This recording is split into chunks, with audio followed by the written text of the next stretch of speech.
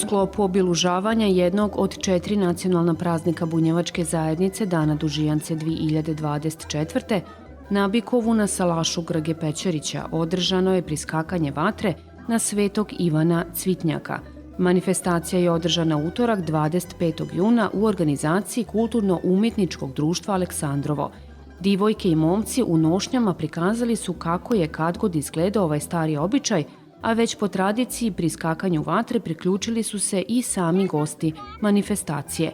Ni nevrime koje je pritilo da pokvari program nije uspjelo da ugasi dičiji smeh i radost koji iđu nuz ovaj običaj. Kako je ovom prilikom istako domaćin Grgo Pećerić, na ovaj način od zaborava se čuva običaj koji se svake godine održava na dan Ivana Krstitelja, u narodu poznatijeg ko Ivan Cvitnjak. On je zaštitnik i prirode, poljoprivrede, čak i se ličile, recimo, bolesti koje kakve od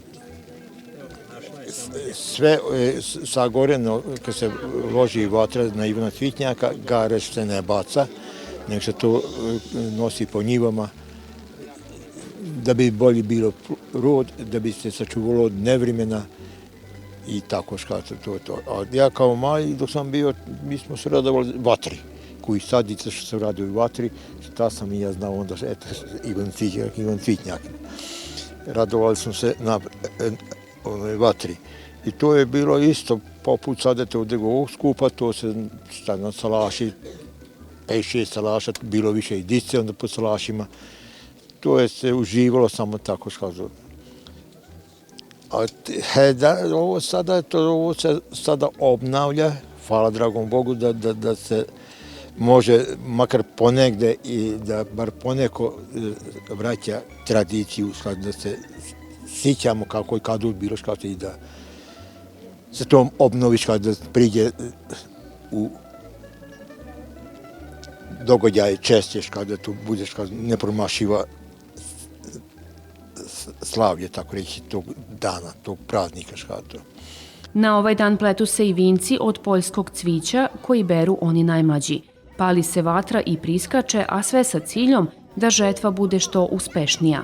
Kako istakla Vesna Takač iz Kulturno-umjetničkog društva Aleksandrovo, ovo je druga godina kako se bave organizacijom prikaza ovog običaja. To su deca većinom iz Bikova ili Aleksandrova, znači tamo se ne odigrava, ne palimo vatre, pa smo izašli ovde da im pokažemo kako se to nekad radilo na ovaj dan, znači da i one same znaju, znači pobrali smo, malo smo doneli za vence, pa su oni to sami pleli, pa onda učimo ih ti tradicionalnim veštinama i da zapamte i da zovu drugare za sledeću godinu. Znači, meni je drago što ih ima još, znači nisu svi došli, ali ih ima više nego prošle godine.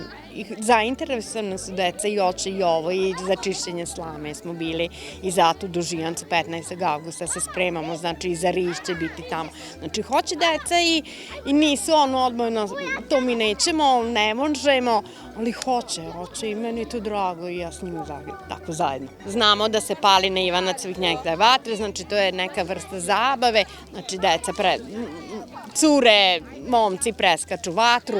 Aleksandar Nađ redovno učestvuje na bunjevačkim manifestacijama, ali kako kaže, prvi put prisustvuje pri skakanju vatre. Meni majka trenira folklor od malih nogu i onda sam ja sa njom ceo život tako od malena išao na sve i eto sad mi su kazale prilika da dođem i na ovo, pošto prošle godine i pretprošle nisam mogao. U priskakanju vatre učestvovala je i Nikolina Lulić iz Kulturno-umjetničkog društva Aleksandrovo. Danas ćemo da prikažemo običaj preskakanja vatre, to tera duhove, to se održava pri Dužijancih. Peglali smo nošnje, sređivali se, vence smo stavljali, to smo od travi, od cveća što smo ubrali, idemo na folklor, idemo na Dužijance.